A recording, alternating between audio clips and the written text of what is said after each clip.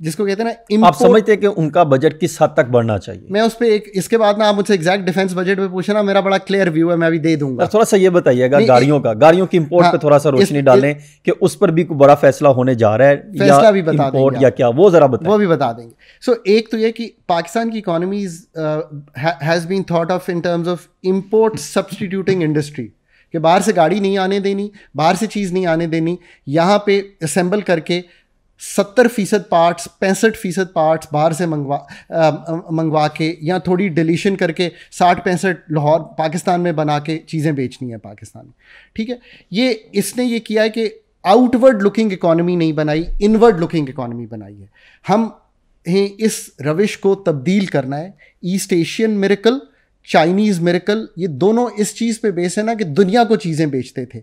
आज चाइनीज़ गाड़ियाँ दुनिया में बिक रही हैं कि नहीं बिक रही? बिक रही हैं। ठीक है, और मतलब कंपटीशन दे रही हैं, इलेक्ट्रिकल में दे रही हैं। तो फिर आपको किसने कहा कि सिर्फ गाड़ियाँ असेंबल करके बेचते रहें, या फ़ोन असेंबल करके बेचते रहें, या वॉशिंग मशीन असेंबल करके बेचते रहें, या कूलर असेंबल करके बेचते रहें, या AC असेंबल करके बेचते रहें? So you know, food, agriculture, ये जो आपका सर्जिकल इक्विपमेंट है, इलेक्ट्रिकल इक्विपमेंट है, फर्नीचर है, मोबाइल्स हैं, दुनिया को बेचना है हमने। सो कुछ इंडस्ट्री को मुश्किल आएगी जब मैं इंपोर्ट टैरिफ लोअर करूंगा बतदरीज। इंपोर्ट ड्यूटीज़ भी, additional custom duty, regulatory duty तो उड़ा देने चाहिए अगले 3 से 5 साल पे। ये बजट में फ्रेमवर्क दिखाई देना चाहिए, सिंप्लीफिकेशन होनी चाहिए। ये जो कमर्शियल इंपोर्टर और इंडस्ट्रियल इंपोर्टर की हमने रखी हुई है फ़र्क किस्म की चीज़, वो कुछ और रेट पे करेगा, ये कुछ और, वो बड़ी डिस्टॉर्शन क्रिएट करता है। सो मैं आसान बना रहा हूँ इकॉनमी को, आसान बना रहा हूँ टैक्सेस को। तो अगर मैं ये डिस्टॉर्शन उड़ाना शुरू करूँगा तो कोई भी इंपोर्ट कर रहा हो, जब इकोनॉमी को इस तरह करेंगे तो पहले 2-3 साल कुछ लोग आउट ऑफ बिजनेस जाएंगे, उनकी हेल्प करनी पड़ेगी, उनको खड़ा करना पड़ेगा। पर जब वो खड़े होंगे ना तो वो फिर दुनिया को compete करने के बराबर खड़े होंगे और दुनिया को बेच सकेंगे। तो ये तो बात बिल्कुल क्लियर हो गई। गाड़ियों पे ये होने जा रहा है, ये IMF से तय हो चुकी है चीज़। अभी तक छूट है शायद कि आप 3 साल पुरानी गाड़ी जो है बाहर से मंगवा सकते हैं। वो छूट जो है वो 5 साल में तब्दील हो जाएगी। वो 11 शराइत में ये शर्त शामिल है, तो वो 5 साल पे चली जाएगी। और आहिस्ता आहिस्ता तो यही है कि आप मंगवा सकेंगे गाड़ी। जब ये गाड़ियाँ, ये तो ऐसा तो नहीं हो सकता ना यार, 78 साल से गाड़ियाँ बना रहे हैं, एक भी बत्ती बार बेचने के काबिल ना हो, ये तो नहीं हो सकता ना। सही कह रहे। अगर कोई बत्ती बना रहा है किसी गाड़ी वाले के लिए, तो वो बत्ती जो है वो ग्लोबल वैल्यू चेन, यही है ना कि जो फिर वियतनाम में भी कोई गाड़ी ऐसी बन रही है, बैंकॉक में भी बन रही है, कई गाड़ियां ऐसी हैं, मैं स्पेसिफिक नाम नहीं गाड़ियों के लेना चाहता, मैं समझ गया। ठीक है, तो वो बन रही, फिर हमारी बत्ती इधर भी बेचे, बत्ती उधर भी बेचे, मैं बहुत खुश हूँगा। पर अगर वो बत्ती सिर्फ पाकिस्तान में ही बेच रहा है तो मैं खुश नहीं हूँगा। So we have to move our economy. अब ये है मेजर ब्रीदिंग स्पेस का स्ट्रक्चरल यूज पाकिस्तान का। पाकिस्तान जो कहते हैं ना स्ट्रक्चरली, वो समझाता तो कोई है नहीं यार, स्ट्रक्चरली क्या मतलब है। इससे ये फैसले से गाड़ियाँ सस्ती होंगी या महंगी होंगी? यार गाड़ियों को जरा सादा थोड़ा बताइए। एक तो गाड़ियों की चॉइस बढ़ जाएगी पाकिस्तान में, पहले तो आपके पास चॉइस ही नहीं ना होती थी। बिल्कुल ठीक हो गया। अब चॉइस बढ़ रही है और बढ़ जाएगी। फिर जो लोकल गाड़ी की क्वालिटी है वो बहुत बेहतर होना शुरू हो जाएगी। और आहिस्ता आहिस्ता जब एक आदमी 1 लाख गाड़ी पाकिस्तान में बेच रहा है फॉर एग्जांपल, वो अगर 3 लाख गाड़ी बना के बेचेगा तो उसकी कॉस्ट कम हो जाएगी। तो फिर कॉस्ट भी कम होनी चाहिए इवेंचुअली गाड़ी की जो पाकिस्तान में बिक रही है। हम इकोनॉमी को ट्रांसफॉर्म करने का अब सोचते हैं तो हम उसको एक क्लोज्ड ISI लेड इकोनॉमी से एक open liberalised privatised deregulated economy जो दुनिया को चीज़ें बेच रही हो और ग्लोबल वैल्यू चेन का पार्ट बन रही हो। सो इस बजट को इस तरीके से अप्रोच करें। सो मैं अब नाम ले लूँ। Number 1, vertical and horizontal equity in taxation, expenditure reforms, simplification of taxation और मेकिंग गुड फॉर ग्रोथ। ये 4 चीज़ें हैं जिसका जो जाविया दुरुस्त करना है हमने बजट फ्रेमवर्क का।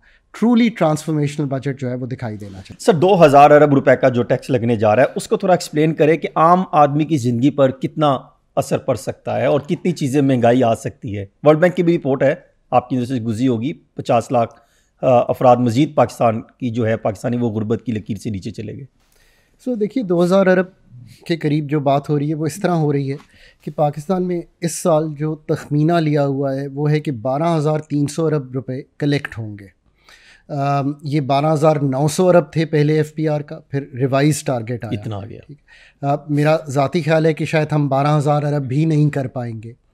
अब इधर से चले हम 12,000 से लेते हैं सफ़र, तो 14,200 का हदफ है अगले साल का।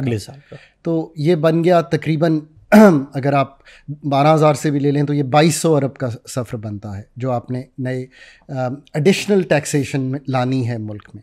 इसका मतलब है कि इसमें से कुछ जो है मैं समझता हूँ वो ऑटोनमस ग्रोथ से आ जाएगी। किस तरह कि आपकी थोड़ी इनकम बेहतर हुई, उस पर टैक्स ज़्यादा आया, थोड़ा सेल्स टैक्स ज़्यादा एक्यूमुलेट हुआ, चीज़ें बिकी, थोड़ी जिसको कहते हैं ऑटोनमस ग्रोथ। इकॉनमी के 4.2% इकॉनमी बढ़ी, 7.5% आपकी अगले साल की इन्फ्लेशन है, सो 12% आ जाएगा इसमें से। फिर भी हमें लगता है कि 400 से 700%, 700 अरब यानी कि 400 से 700 अरब का कहीं गैप बैठेगा इन टर्म्स ऑफ न्यू टैक्सेशन। वो टैक्सेशन का रद्दोबदल, रैशनलाइजेशन, चाहे वो जीएसटी की मद में हो, चाहे वो एफईडी की चीज़ों को एडजस्ट करना हो, पेट्रोलियम पे लगे, बिजली पे लगे, वो जो एडजस्टमेंट्स होनी है आलात पर लगे, वो करनी पड़ेंगी। उसको करने पे फ्रीलांसर्स पे आए, शुगर की प्राइस, जीएसटी की अगर कोई उसका रेट तब्दील होना है वो तब्दील हो, जो चीज़ें फाटा पाटा की एग्जेम्पशंस हैं, जीएसटी की अंडर एक इनकम टैक्स का जो शिरक है उसके अंडर जो जानी है वो जाएं। ये सब एक मेन्यू बनेगा जिसमें से आएगी। तो उसके बाद भी कोई बजट, उसके बाद भी कोई मिनी बजट के तौर पे टैक्सेस का बोझ डाला जा सकता है। आई थिंक कुछ इन्फोर्समेंट के मेजर्स जो हैं वो ज़रूर इस दफ़ा एफपीआर सामने रखेगा कि हम रिटेलर्स पर या बाकी इकॉनमी पर इन्फोर्समेंट से क्या ला सकते हैं। कुछ आपको पता है पुराने सेल्स टैक्स, जैसे अगर कोर्ट्स में फंसे हुए हैं बहुत बड़ा, तो वहाँ से अमाउंट कैसे ला सकते हैं। तो ये एक ओवरऑल मेन्यू बनेगा उस एक्स्ट्रा टैक्सेशन का जिसकी ज़रूरत होगी। पर इसको कम करने का एक तरीका मैं पहले भी कह चुका हूँ, आप अपना एक्सपेंडिचर कम कर लीजिए तो उनको कॉम्पनसेट कर दीजिए। इन दी एंड जो IMF के 2 अहदाफ हैं वो आपने पूरे करने हैं, and they are the following. Number 1, आपने जो बजट का खसारा है, जो आप कमाते हैं और जो आप खर्च करते हैं, सूबों को देते हैं और बाकी खर्च होता है, उसको जब आप कर लेंगे तो खसारा जो पूरी इकॉनमी का हुजम है उसका 5.1% से ज़्यादा नहीं होना चाहिए। ठीक, ये एक मेन टारगेट है IMF का। इसमें से जब आप वो निकाल देते हैं रकम जो 8,500 अरब के करीब है, जो आपने अगले साल किस में देना है, आपने इंटरेस्ट की मद में देना है, तो आपके पास कुछ सरप्लस पैसे बचने चाहिए, वो 1.6% है। पूरा बजट इस तनाजुल में होगा। आप ये फिगर्स भी देख लीजिएगा। हमने 0.9 ट्रिलियन था खसारा, और अब जो बजट आ रहा है लगभग 1.6% सरप्लस होगा, जो प्राइमरी सरप्लस जिसको कहते हैं, जिसमें डेट सर्विसिंग शामिल नहीं है, और 5.1% जो है मालियाती खसारे का जो बजट है वो प्रेजेंट किया जाएगा। नुकसान ही नुकसान है, जहां से मर्जी पकड़ ले।